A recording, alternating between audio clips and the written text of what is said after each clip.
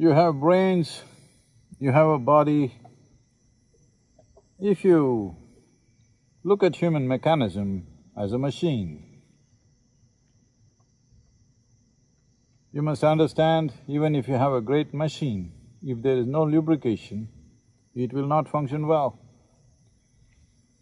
So that is what grace is in your life.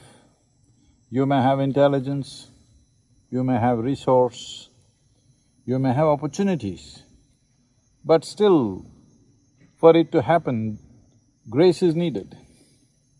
Grace does not mean you have to receive it from somebody or from a specific source.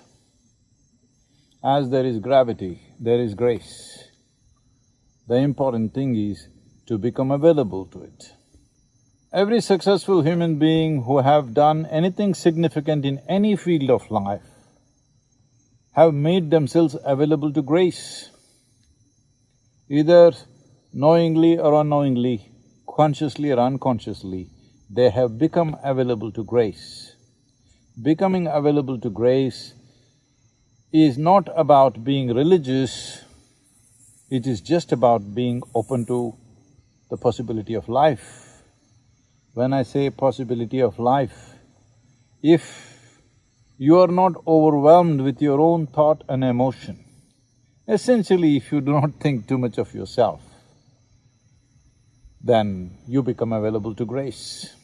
If you understand that you are a minuscule in this existence, you will become available to grace naturally.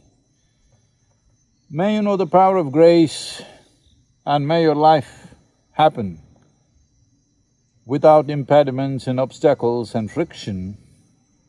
It's a brief life. The more friction you have, the less you get to express yourself, less you get to find opportunities to express the possibilities of who you are, what you're capable of.